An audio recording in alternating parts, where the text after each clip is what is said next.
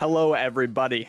Today, we're back at you with another match. On Odyssey Interactive, we have OSU Orange against Texas A&M White.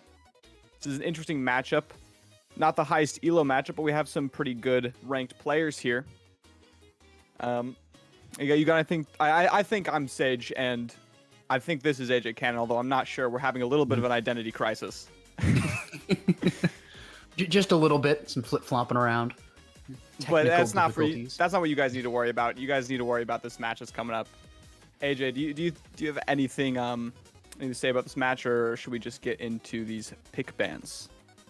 I think it'll be a fairly interesting matchup. We have some fairly even teams here. There have definitely been some very uneven games in the past, but these are fairly even, so it'll be nice to see. And that's the biggest thing. The other thing is these are two sort of like the two B teams for two different colleges. So it's going to be interesting to see how the second best compares instead of just the first at each college compares. And then it'll be kind of fun to keep the rivalry between those colleges going as we look to see if those teams end up matching as well later on. It'll be kind of funny to see how both teams compare against each other. Yeah, it'll be really nice to see some of these B teams going at it. We'll see which A team is training their B team better, which one of them has put together the better B team here. But I guess we should get right into map pick bans. So Texas A&M banned Night Market first off, and OSU Orange has banned Demon Dice. We've got Oni Village as our first map from Texas A&M White, and IME's app as our second map from OSU Orange, and then the AtLab will be our last map left over after OSU Orange has banned Clarion and Texas A&M has banned Taiko Temple. Always nice to see the app come out. It's usually a very quick game. It's very bloodthirsty, so always a fan favorite. Not always a player favorite because, if you let the Rasmus get through, you let the Julie get through, and you're getting almost spawn camp, you're a midfielder and you're trying to go up to try and help out your forward, and then boom, you just get knocked into the hole. But always fun to watch at the very least. We'll see how the players handle this one, but should be a really nice map there. But we first have to get through Oni Village. Renowned is kind of like a sleep-inducing pick often, but can be really good. There's a lot of room for midfielding, so we'll sort of flip-flop between games 1 and 2. We're going to have a very core control heavy game 1 most likely, and then a very kill heavy game 2 most likely. So should be pretty interesting, especially with that extra special Catalyst start. A lot of opportunity there for both of those awakenings. But I think Catalyst, especially on midfielder, is able to get that core flip up a little bit more often. It's really nice. Yeah, it looks like OSU has come out and banned Juno, and TAMU has gone on and banned Asher here. Leaves some interesting picks open with these awakenings. I mean, you could easily see a Luna with an extra special here being a really annoying pick, devastating the entire map, but we're seeing OSU gets their first pick out as Estelle. Yeah. Really good to either pick up either of those awakenings, honestly. Mm-hmm. Yeah, and Estelle is one of the best characters on Oni Village, right up there around with Juno. Again, just core control heavy maps really favor those ranged midfielders that can really have a lot of control even when they're not right next to the core, can teleport around and do all those kinds of things. Another big pick is Rasmus, so I'm a little surprised that the Zentaro goes through. Zentaro is, of course, also very good on the Oni Village, but I think usually Rasmus is considered pretty much S tier on Oni Village. Zentaro is an A tier, definitely not bad by any means. Again, similar thing with teleporting around is really nice. With the Mako goalie, though, that is a pretty solid goalie pick. Atlas on the other end, most likely, unless it's forward Atlas. I know, Sage, I'd love to see a forward Atlas. I'd love to see a forward Atlas, but on Oni Village, honestly, I've had a little bit of an annoying time trying to make that work, so I really doubt it. We're also seeing a Drakkar, which I know a lot of people are not a big fan of Drakkar picks on this map, but we'll see how they make work of it. OSU Orange. Mm-hmm. Yeah, me and Sage, once upon a time, we had a team comp that did have a Drakkar on Oni Village, and we got roasted for it. We're not going to roast this Drakkar just yet. We'll see how they play. But it can be a very difficult pick to pull out on this map. But of course, when it's these teams that have slightly lower ranked players, a lot of it comes down to the personal preference of the players. When you have, the pro league players that have played everything in the game and they have those wide striker pools that can play basically anything to a pretty high degree, then they can really rotate and flex to fit the meta on every map, Awakenings, or just the overall meta itself. But when we're in this sort of environment, a lot of it just boils down to the comfort picks. A lot of people in this tournament have 1 to 3 strikers that they're really good at, and then the rest they haven't practiced as much.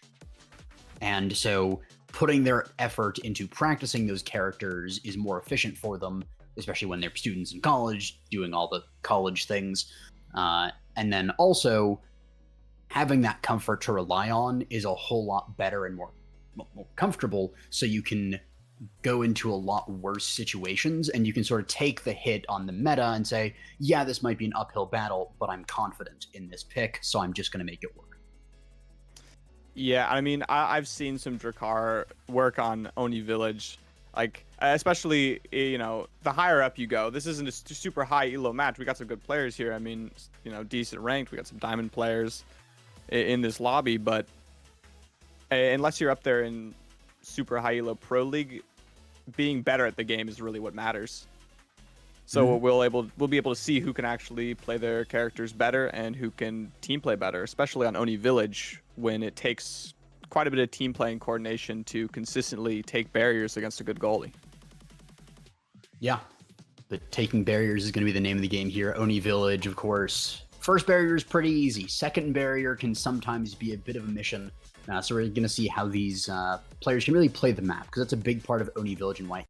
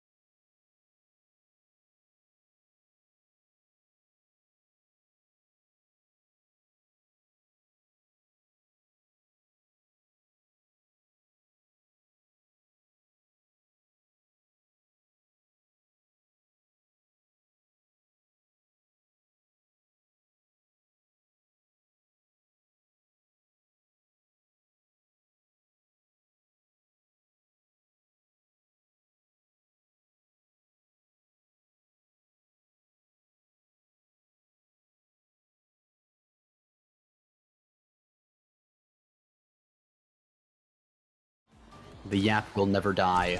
That's fine. We're back to yapping here. Let's take a look at these some of these gears we have picked.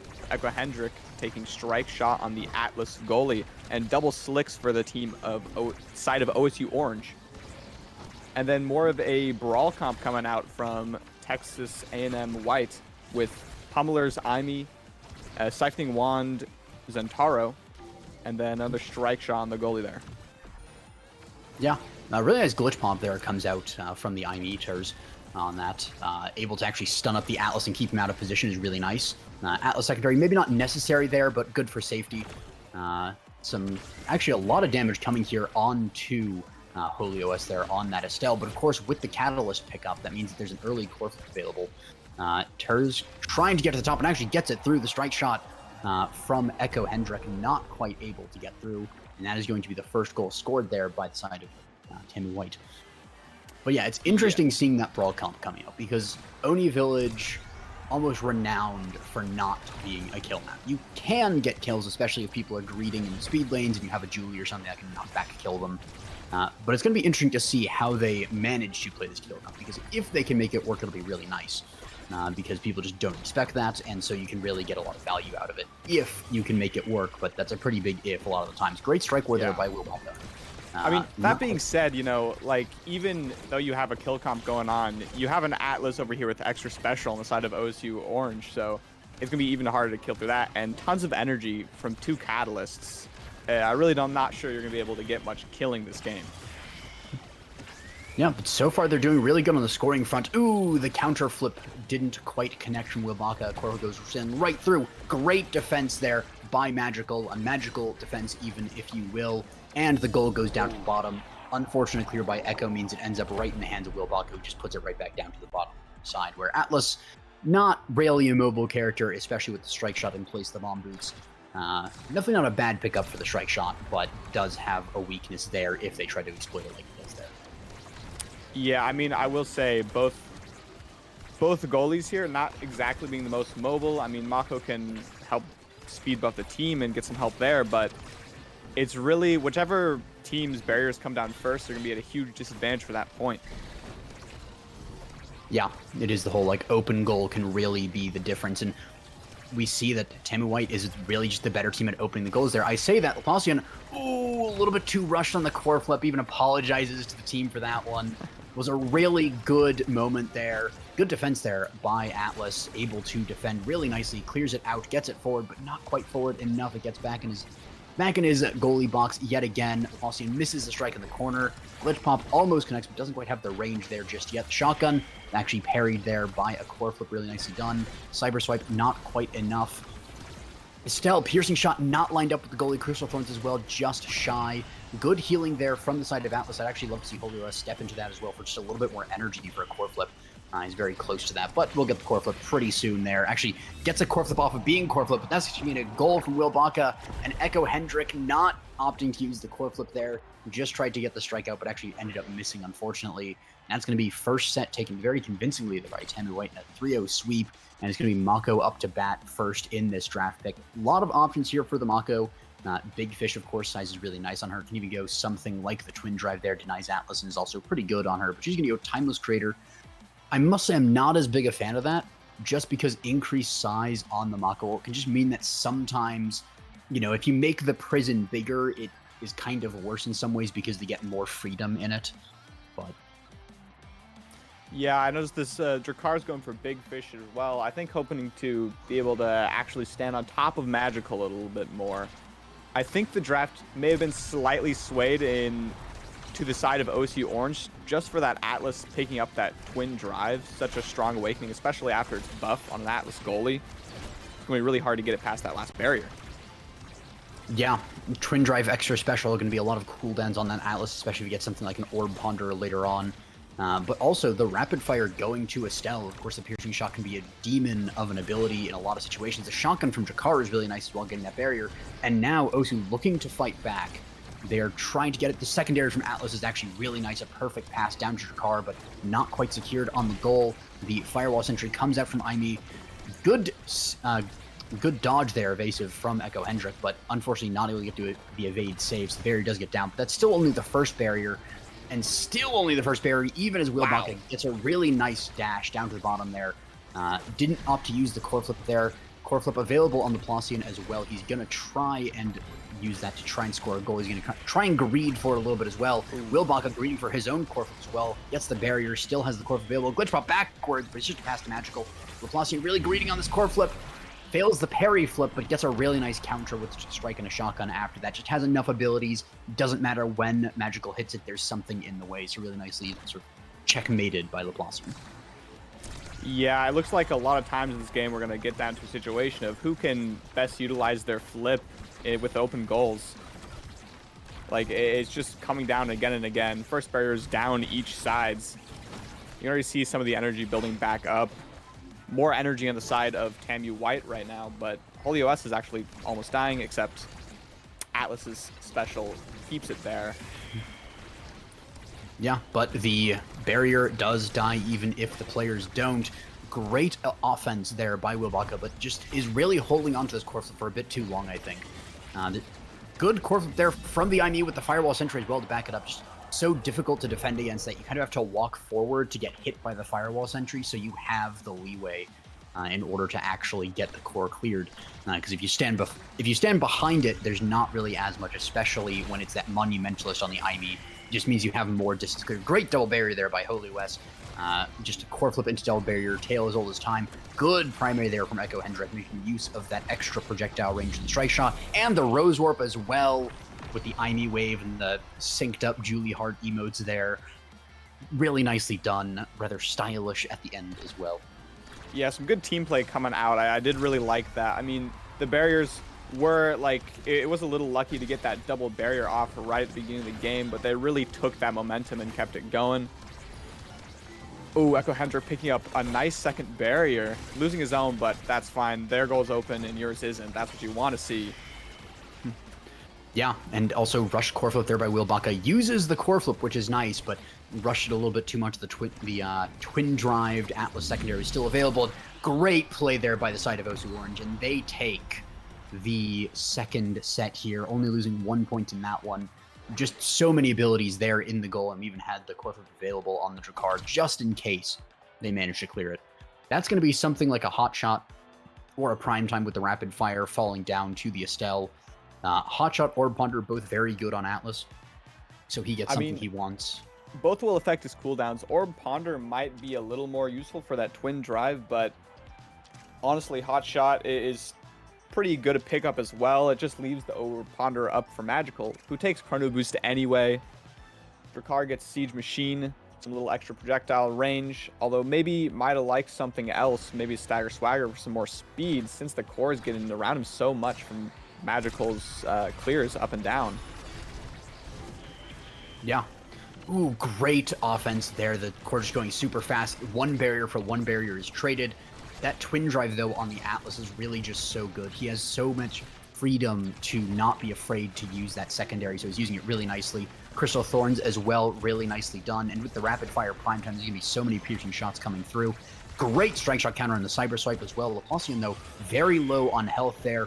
Whiffs the flip, unfortunately, is very low on health. There is an orb available. There's probably an Atlas ult coming up soon, if not already, just in case it's necessary. But he is holding on to that. There it is. Gonna finally use that to save the Drakkar. Gets a little bit of health on a piercing shot. Not quite perfect. Means that the goal is not scored just yet, but it is still an open goal for the side of Tammy White. And they need to get this other barrier open just in order to get a little bit more offense. And Atlas is super comfortable with this. That though, a little bit too much usage. Doesn't matter, though, in the end. Atlas whiffs the secondary, but doesn't matter as long as he can get to the Drakkar. Laplacian is going to put it in there, and now OSU Orange take that first point in the set. Honestly, I wouldn't be surprised if this game was to be decided by a draft, like letting that twin drive go straight to that Atlas on the goalie. I mean, since it's looking like whoever gets the goal open first, whoever's able to hold those barriers for longer is really like getting an offensive advantage. As we see there, both barriers quickly go down on the right side, and Drakkar just shotguns it in with a nice setup from Holy OS using that core flip from Catalyst. Yeah, was just an amazing set of plays there. We saw the aggression from Holy OS. That's perfect midfielding play there, getting it towards the goal while your forward is in position to checkmate the goalie, covering any clears. Just really good setup there and really good knowledge of how to actually play a concerted effort of forward midfield instead of just sort of two people on their own kind of wavelength on offense that's kind of separate from one another. Great, though. Double barrier found by Wilbaka. Finds the angle for that. Doesn't even need to use the core flip there. Gonna save it for a while, which is the big thing I'm talking about with Wilbaka. He's really greedy on the core flips a lot of the times, and I feel like he could just use it a little bit more freely, especially on that sort of Catalyst start. Means you get a lot more core flips. And so far, the goal is going to be open for a little bit longer. Holy OS very close to that core flip as well. Potentially one hit on the core or being hit.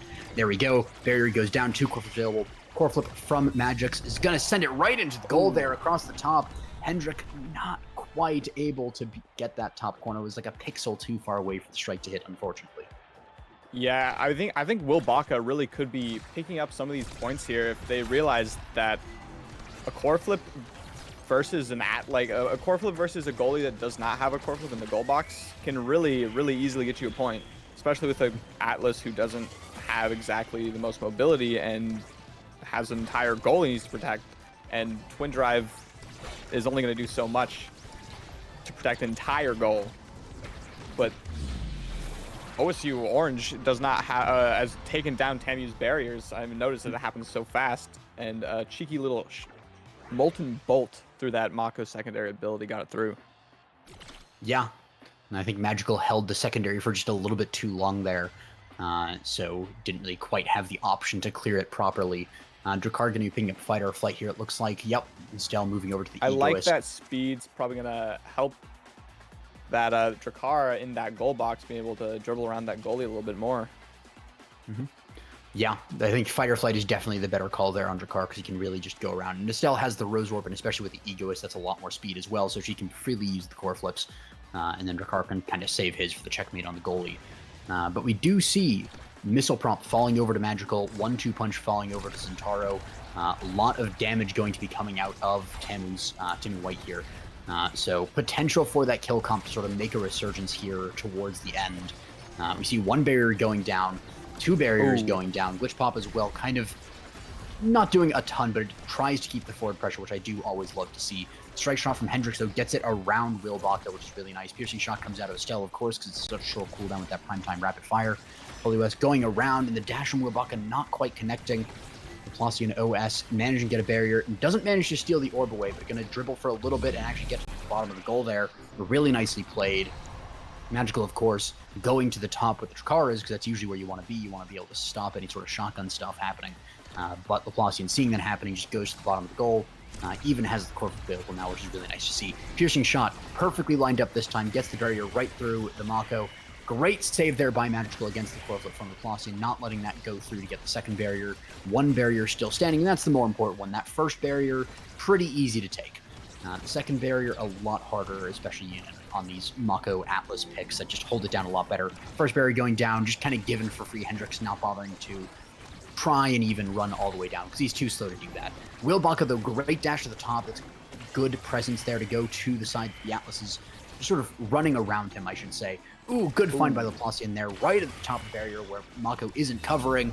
Almost The hitting the Atlas score isn't quite angle. fast enough for that, and it just goes in. Yeah, Hendrik almost able to hit the Strangle there, but didn't quite get the perfect angle, and so it goes in. Always heartbreaking to see that when they actually do get the strike off, but it's not perfect. But they do find one barrier here.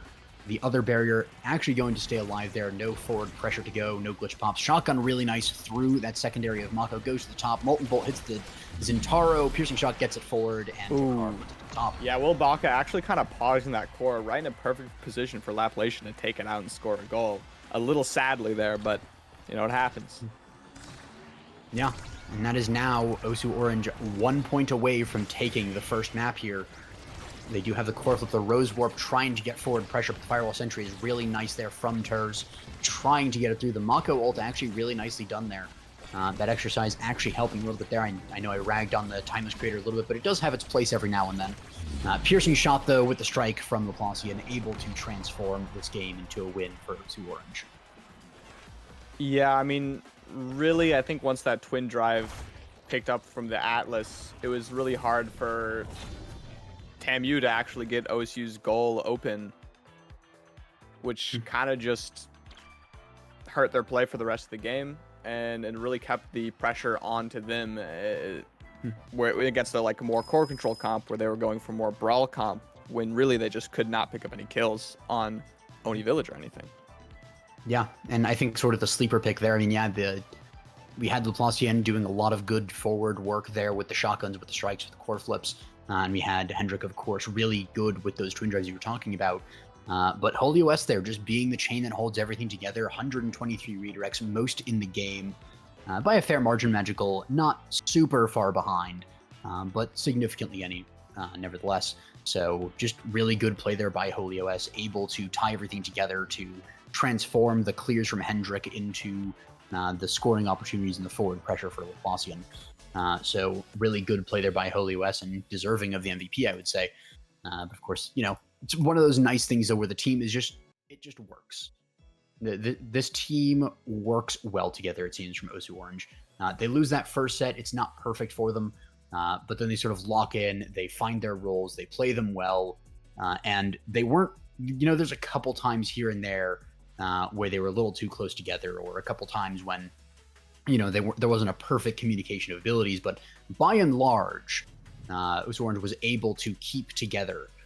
They were able to make sure that everyone sort of stays in their own lane, but cooperates, because there's sort of two sides of staying in your lane. There's the side of like solo queue, stay in your lane, where you just do your thing, you don't care about other people, and that's just going to happen, and it's going to happen your way, and other people are doing their thing, and you're kind of on the team, but you're not really communicating. And then there's a stay in your lane that this team does really well, where everyone knows their role, they stick to their role, and they're able to communicate what they're doing in that role so that they don't interfere with one another, but they're still able to play together. So just really nice to see that they weren't interfering. It was just really nice to see. Yeah, and I mean, honestly, I think this next game could go either way. We saw that first set falling. We saw points on the side of TAMU the whole game. We saw aggression from the side of TAMU the whole game. But I think really one thing that could really put TAMU's power through the roof is, I saw Will Baca playing very far back the entire game. Even reflected in the stats, we saw Turs picking up more goals than Will Baca, even though Will Baca was more on the scorer characters in Taro. And Will Baca not being up there as aggressive with the core flip in the Atlas's face, and not really being in the right spot to take the midfield's core and stick into the goal. And if Will Baca were to push up a bit farther and play in that more score position, I think I could see a lot of power going to TAMU. Yeah, that is definitely one of the things with like sort of the counterpoint to OSU or OSU, where Will Baca was basically playing in midfield Zentaro there, which has happened on occasion.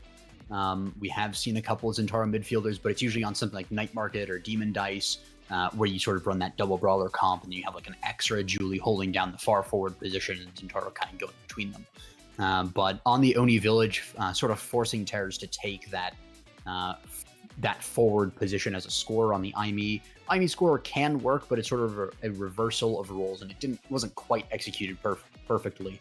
But that does mean that if they can fix those kinds of things and they go to IME's app with more of a plan and are able to lock things down a little bit more, it definitely means that they have the opportunity to make this a series, a best of 3 series. So if they can fix that problem, if they can sort of get their roles ironed out, then they definitely have the potential here to take this game. Yeah, we're seeing now we're going to IME's app. Big Fish and Fight or Flight are awakenings. I think either someone's like, a team's going to ban Rasmus, or we're going to see a Rasmus pick here. Big Fish on IME's app, it's dangerous. Yeah. Especially, because Rasmus is a pick that does exist here. Might be banned out even, of course, a very high priority pick ban. We're going to see what the players opt for in the end, but it's going to be a little bit before then. The other one that's really interesting, though, is that Fight or Flight. Of course, it's renowned for the speed.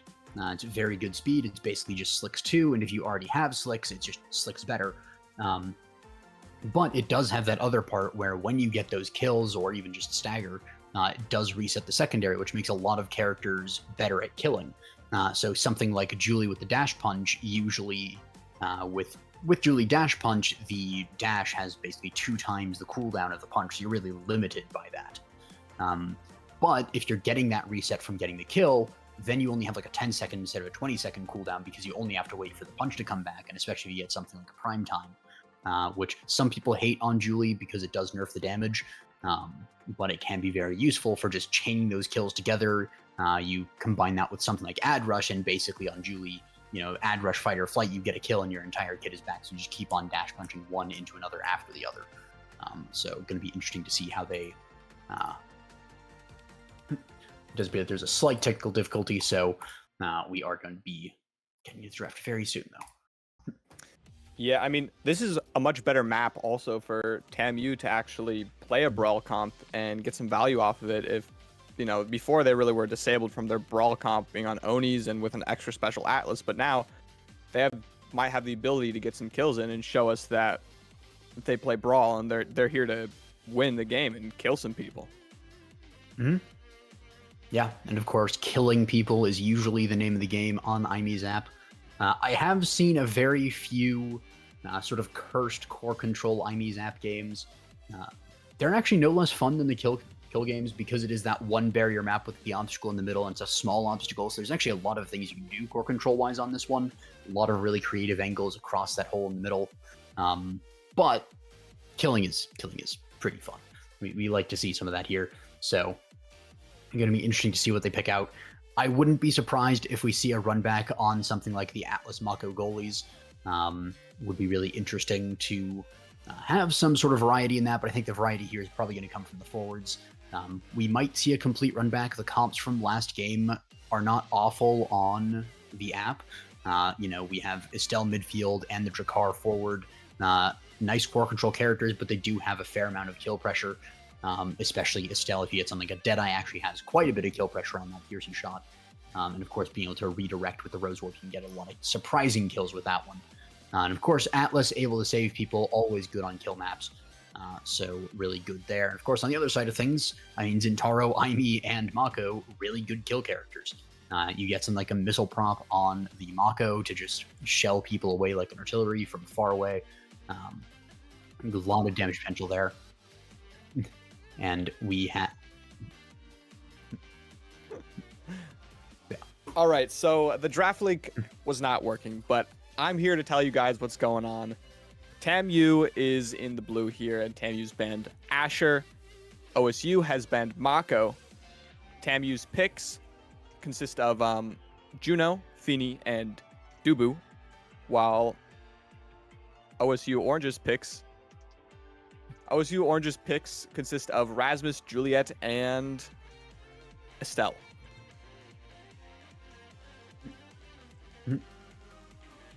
Yeah, a really interesting choice by TAMU to go for the Juno first pick here. I wonder if that's just maybe a comfort pick there on the side of Terz or Wilbaka maybe. But that does mean that they give up Rasmus and Juliet to the side of OSU, which is a terrifying combination when it comes to Aimi's app. Very kill-heavy characters. It's most likely going to be a Rasmus goalie. You can see Estelle goalie from time to time, but I think it's definitely more plausible here to have that Rasmus on the goalie hooking just from your goalie box across the hole. Especially on that big fish, you go pauldrons, and your primary reach is basically halfway across the map already. So you can have a lot of forward pressure without really even stepping forward at all. So interesting to see there. We do have, of course, that Fini Dubu pickup. I would say that the comp from TAMU doesn't quite feel like it's cohesive. You have sort of core control notes with the Juno and the Dubu. Dubu, of course, a very solid goalie. And then you have the Fini, and the Fini is a damage amplifying character. She does a fair bit of damage on her own, but Fini really shines in a kill comp when there's more people to do damage as well.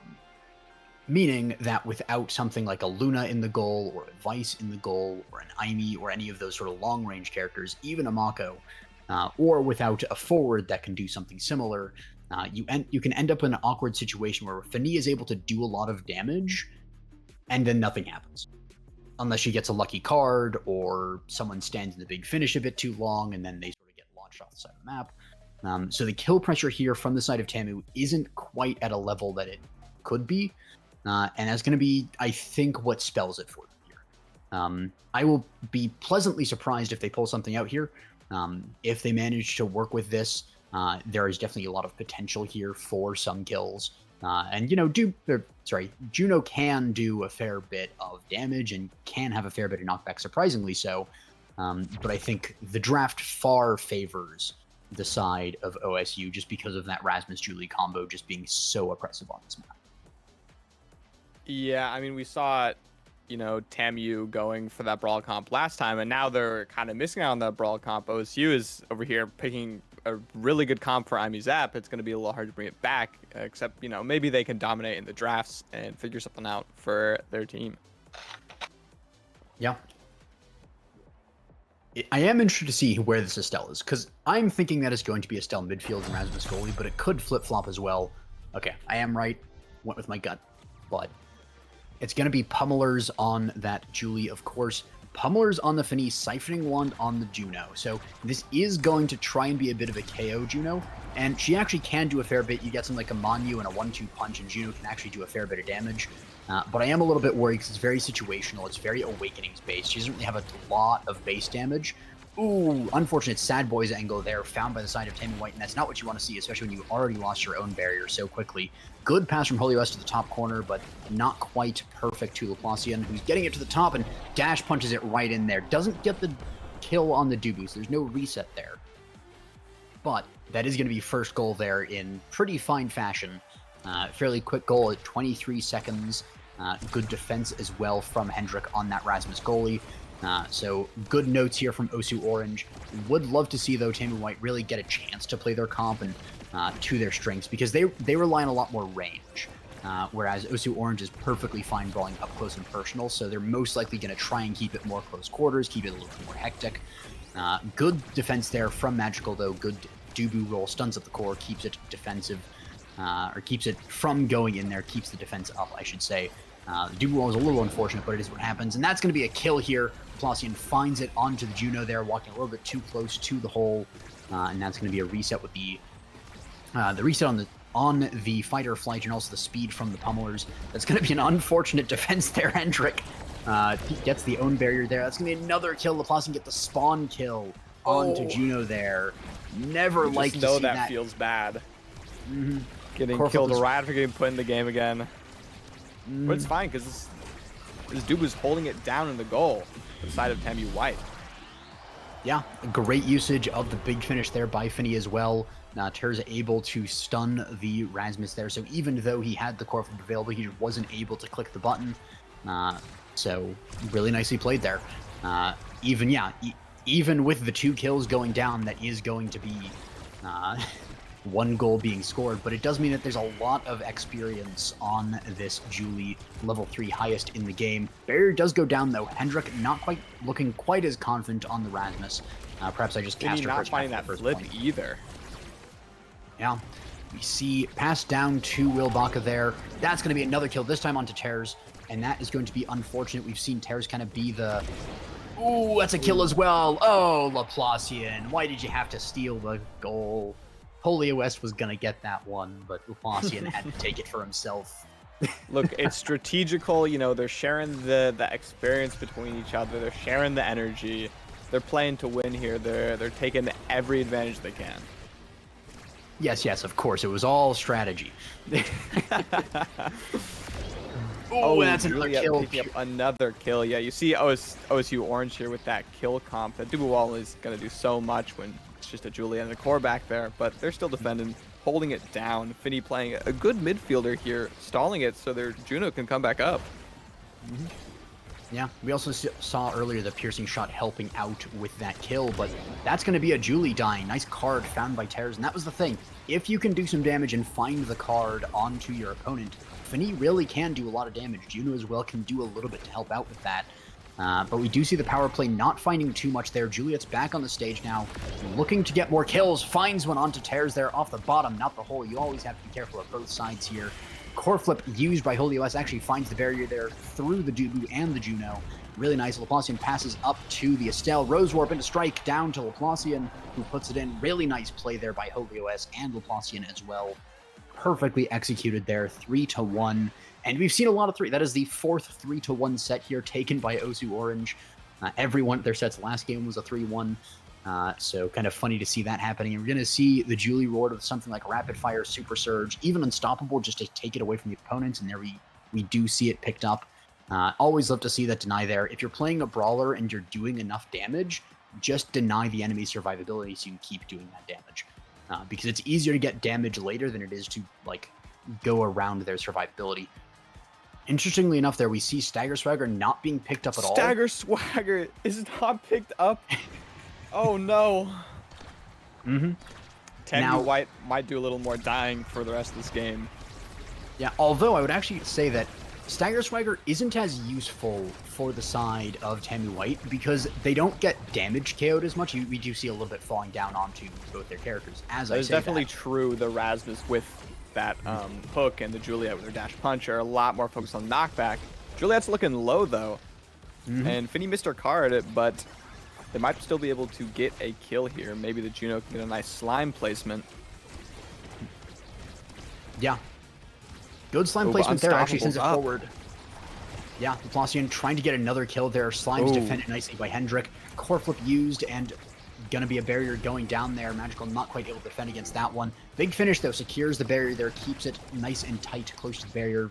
Pretty hard to go against that Finny ultimate there a lot of the time. So good placement there to basically just guarantee it. But a great pass from Hendrik to Laplacian. Good roll from Dubu, sends it forward. Holy US though has the core in his hands. Gonna send it forward, but the Dubu wall, the Tofu Fortress, going to keep things in play. These Rasmus hooks haven't been quite perfect, but the piercing shot has been really nicely executed there by Holy US.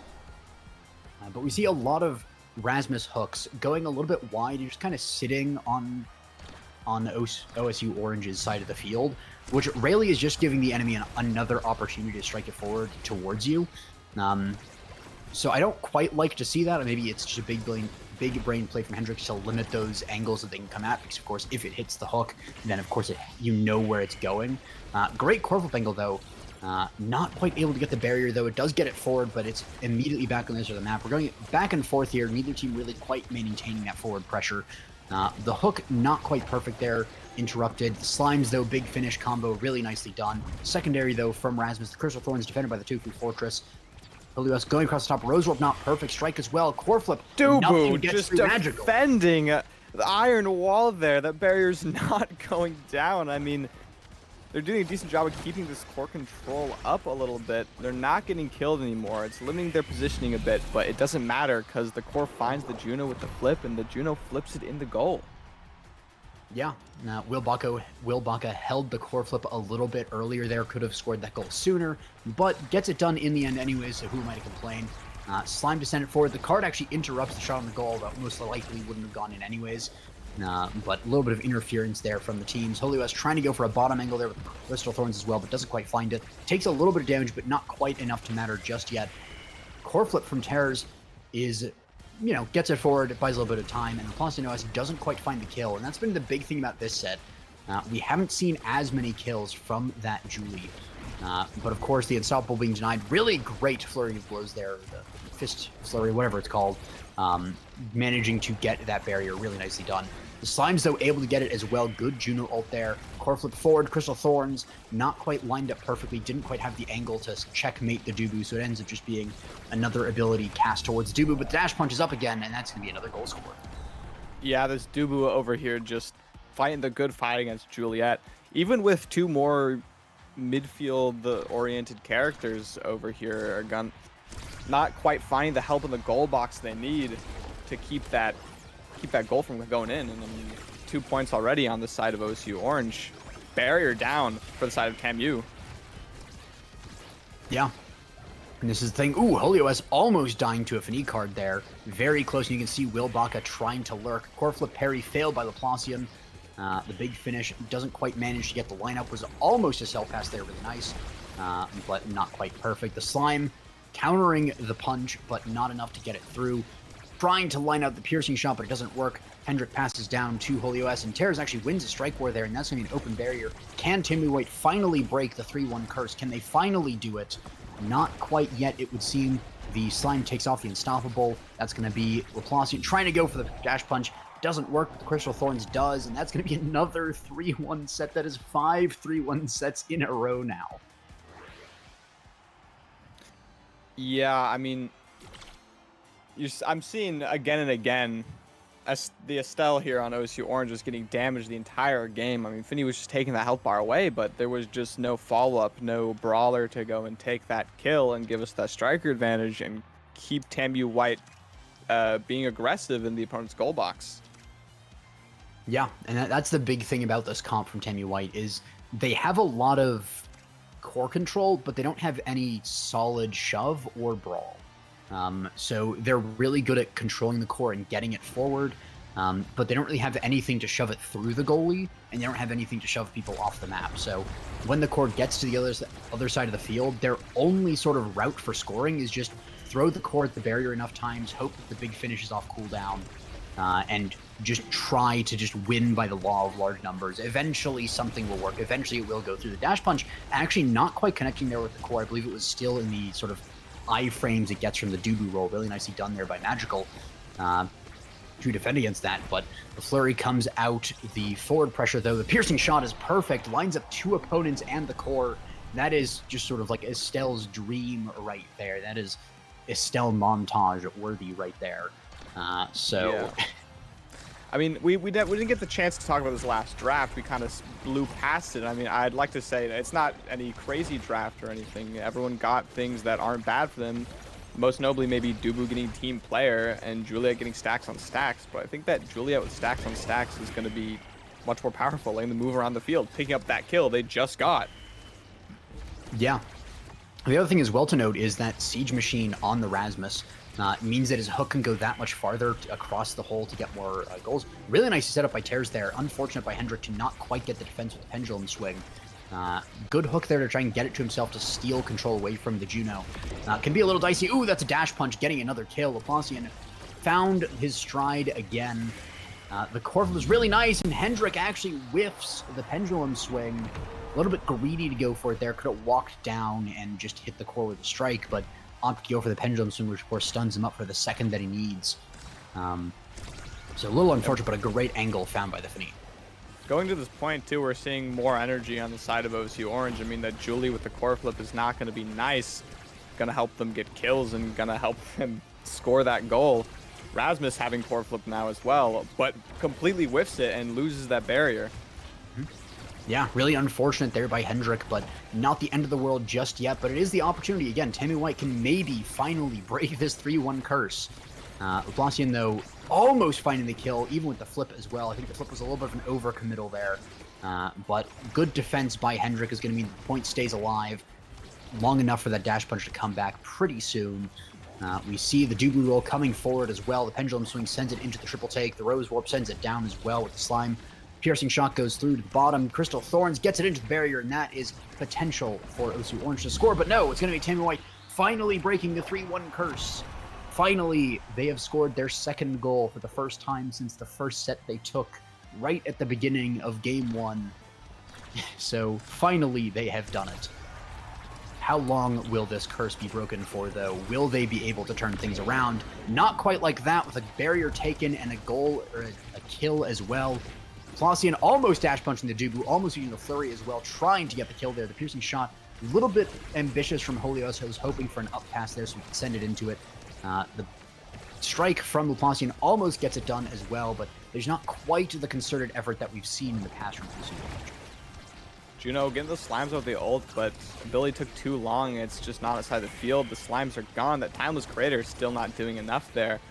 Not even able to self-dribble. This Rasmus just has a little bit of extra range in that goal box. It's really putting in some work. But these two more midfield characters are able to push it farther up. They just need to be able to push it through that Rasmus before this Juliet can stick it through their Dubu. That is all of the damage on that Rasmus hook there. He has the pauldrons, he has the Siege Machine, he has the Deadeye. That thing hits like a truck. Core flips, though, are used, and that's actually going to be the barrier almost going down. Good save by Hendrik there, and the Laplacian goes up to the top. Really nicely played there. Magical was basically just a 50-50 there. Not much you can do. And now, OSU Orange, despite Tammy White finally breaking their curse, might settle for a 3-2 instead of a 3-1. And that would actually be the entire series for OSU Orange if they can take this point. And that barrier is already down. I mean, you can see this pressure. It's a lot. Juliet dash punches it in. Not stunned, fairly unstoppable. Just really good team play right at the beginning there. They just showed their stuff and hit it through. Really well played there by the side of OSU Orange. A lot of kills found, a lot of just good defense there. We see the Rasmus, the MVP there. Not what I was expecting from the MVP, but it just goes to show that having that solid defense was really important for the side of OSU Orange. And it really is just the thing of Tammy White not having what it takes to get through the Rasmus. Rasmus is not really a wall goalie like the Dubu. He is able to fall under some amount of pressure. You can shove it through the Rasmus. He does, of course, have tools to sort of diffuse that, especially if there's a dash and pendulum swing. But if you just keep striking it towards Rasmus, that's kind of his bread and butter. He has so many tools to deal with just hits. And that is really all that Tammy White had to offer. They didn't have something like a Zentaro or a Julie or an Asher to shove it through. They had a Juno and a Fini that by all means are great midfield picks, but they didn't have the scoring necessary to get it through that last little bit of pressure that they required. So they sort of fell into a similar trap they fell into in game one, where Zintaro was in midfield and Aimee was playing scorer. This time they don't really have the scoring pressure just because they didn't have a scoring character as much. So well played by them, even still in that. I mean, of course, props to Magical for holding it down. 80 saves, 122 redirects. Just really well played there by Magical. And of course, Wilbach and Turs did really good in their role as midfielders, really able to control the core and get it forward so many times. But they just ran out of steam right before the end. And of course, with all the running back and forth that they were doing as midfielders, Laplacian was basically just able to get free kills the entire game long. 7 KOs over the course of the game.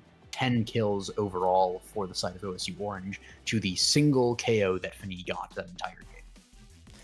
Yeah, and I mean, all these players not playing horribly, actually, on the side TAMU, I think that goalie was putting in quite a lot of work and being really strong in the goal box. But, I mean, if I have one thing to say, it's TAMU White needs to hit the books. They need to study up a little because they kept losing in drafts and comps over and over, and that's what really set the games in OSU Orange's favor. Yeah, I think the one thing, if Timu is still watching, then one of the big things is on Aimee's app, Rasmus is pick ban. If you are blue side, you either ban Rasmus or you pick him first. If you are red side, you ban Rasmus. Pretty With much a big fish right at the start, it's really just pretty tough. But I mean, I don't really have much else to say about that match. That match went how it did. Like, good plays from both sides. Both sides need to learn. TAMU White needs to study. But up next, we have another match. Longhorn Esports versus Lakeland University. Some pretty big names there. Really top of collegiate match. Number 6 and number 4 in the nation. That one will be one to watch for sure. We'll see some really high level gameplay and be able to to see a really good match. Yeah, it'll be really exciting to watch, but that's all we have for you for this one. So stick around, but we're going to get to a break.